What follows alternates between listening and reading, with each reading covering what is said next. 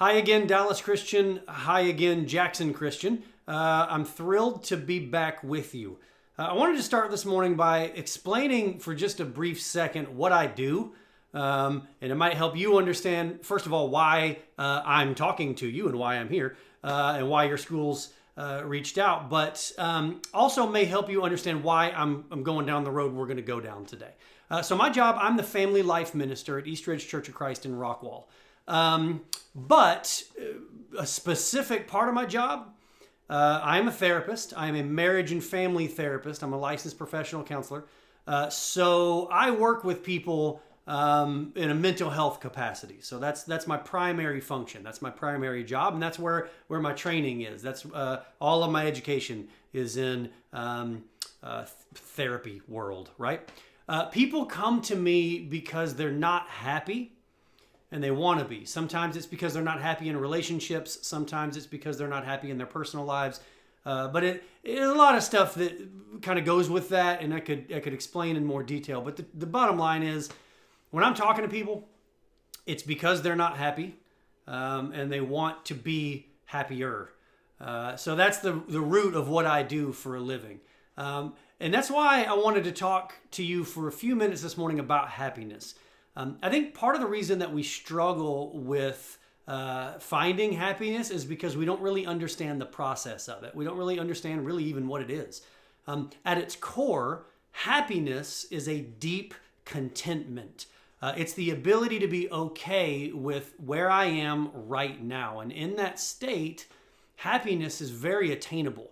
If I'm content in the world. So happiness at its core is a deep contentment. The problem for us is we live in a culture that places way too much emphasis on circumstances or on stuff, right? We live in a culture where we're told that if the right conditions are met, then I'll be happy. So if I live in the right place, or if I go to the right school, or if I date the right person, or if I drive the right car, if I wear the right clothes, if I have enough followers on social media, then I'll be happy. There's all these different circumstances that we point to as different ways to find happiness. As a therapist and as a minister, I spend all day, every day with people in all kinds of circumstances. And there's something about those experiences that might surprise you. Happy people will be happy regardless of those circumstances, and unhappy people will be unhappy regardless of those circumstances. But we don't recognize that. I have seen people make huge life decisions. They've moved or changed jobs or changed schools because they think that it's the circumstances that are making them unhappy. Wow, that's not the case. It is amazing to me how often they get to those new circumstances or get to that new school or get to that new thing and they realize, holy cow, I'm still unhappy. And the reason for that is because circumstances have very, very, very little to do with our happiness. Now, don't get me wrong, they make a difference. Knowing that you won't go hungry versus not knowing where your next meal is going to come from is certainly going to have an impact on your happiness. So I'm not saying it has nothing to do with it, but your circumstances play a really small role in whether or not you're happy. I want to show you from the same text area that we looked at last time. Last time we were in the book of Philippians and we were in chapter 4. We're actually going to stay right there this time too. We're in Philippians chapter 4. And I want to show you what I'm talking about circumstances having very little to do with our happiness. I'm going to begin reading in verse 10. I rejoiced greatly in the Lord that at last you renewed your concern for me. Indeed, you were concerned, but you had no opportunity to show it. I am not saying this because I am in need, for I have learned to be content whatever the circumstances. Something that you've probably learned in your Bible classes up to this point, or in sermons or in church, is that this letter to the Philippians was written by the Apostle Paul, and he was writing it from prison. So that fact makes verse 11 that we just read land a little bit harder. He was writing from a dirty jail cell, and he talks about happiness and he talks about contentment. Paul didn't allow his circumstances to dictate whether or not he was happy. That's a mistake that we make in our culture. We think that being happy or being content is about getting the circumstances right. And Paul is telling us here that that thinking is off. Circumstances have very little to do with our contentment. So I say that because this morning, if you're one of those people who is a very normal person, thinking very normally that if I just have the right circumstances, I'll be happy. My first thing this morning is I want you to hear circumstances have very little to do with your happiness. But there's another part of this passage that I think is really important. Paul says he's learned to be content whatever the circumstances. That's a weird word to use in the context of happiness. He learned to be content. It wasn't just natural. It had to be learned. See, we think of contentment or of happiness as a state of being that we either have it or we don't. It's not really true. Paul had to learn it, and so do we. But we, for some reason in our culture, have completely missed the idea that happiness and contentment is something that has to be learned. It's not just a magic trick. And it's also not something that you just find. You have to learn it. You have to learn how to be happy and to be content. But here's the problem with us in our culture. We don't want to learn stuff. We want to do stuff. I'm going to tell you a story as to what I mean. When my wife and I were dating, we've been married 15 years now, but when we were dating, I went home with her to meet her family. We met when we were dating in Dallas, and her family lived in Lubbock. And we drove back to Lubbock to meet her family. And the first time I met her dad, I noticed he had a Harley. Well, I'm a guy, so like a Harley was interesting to me. That's a motorcycle. That was interesting to me. And I'd never ridden a motorcycle in my life, but I always thought they were cool. Her dad, he was like a farmer in West Texas, and so I wanted to try and connect to him. I wanted to try to get to know him, and so I wanted to talk about the thing that he was interested in. So the motorcycle. So I guess I just kept talking about it. And so eventually he said, well, you want to go for a ride? I guess.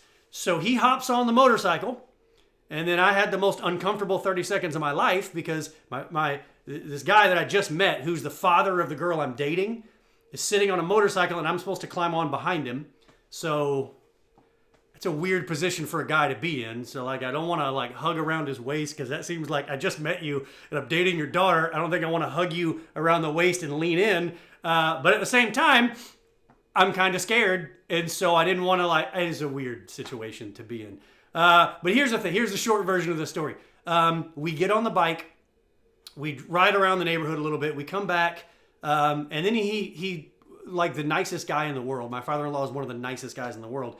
He says, well, here, take it for a spin.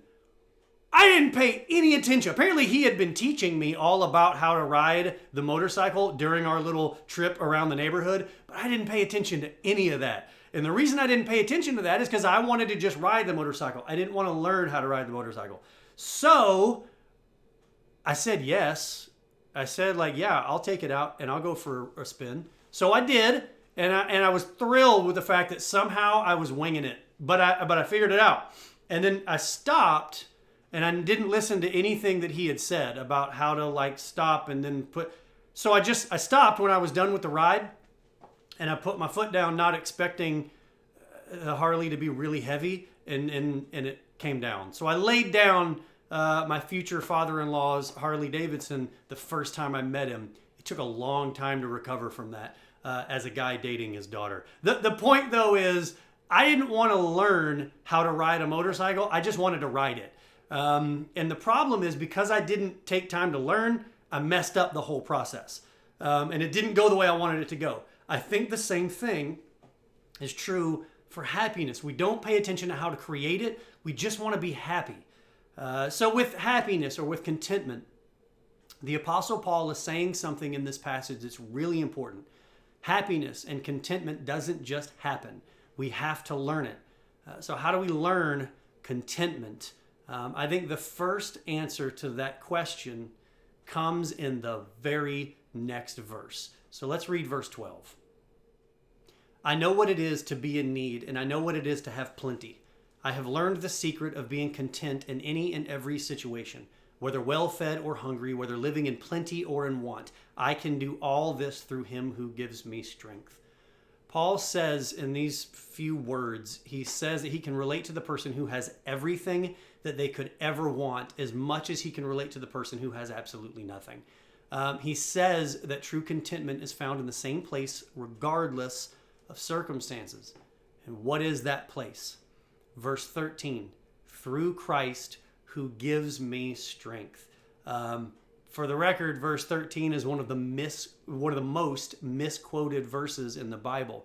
That verse, I can do all things through Christ who gives me strength. I can do all things through him who gives me strength. It's written on a lot of basketball shoes. I played basketball when I was in high school, and I'm sure I had that verse written somewhere on my shoes. It's written on a lot of football cleats. It's written on a lot of workout walls in the weight room. And there's a lot of weight rooms that have I can do all things through Christ who gives me strength on the weight room. There's a lot of t-shirts. We take it in kind of an athletic context. And so for a lot of you, that may be what that verse means. Don't get me wrong. I'm not taking that away from you. And if that verse inspires you to reach to more physical heights, great. I believe the Bible can be used for that. So don't get me wrong. I'm not taking that away from you. But this context has nothing to do with any of that. It has nothing to do with physical feats. It has nothing to do with strength. This verse wasn't written in the context of God giving you strength to run a faster mile or to hit a baseball. Paul wasn't trying to shave some time off his 40. He wasn't trying to do an extra rep in the weight room. He wasn't trying to run another wind sprint. We use this verse as motivation for workouts, but that's not the context it was written. When we really need this verse the most is when the world doesn't look the way we want it to look, when our circumstances aren't what we desire.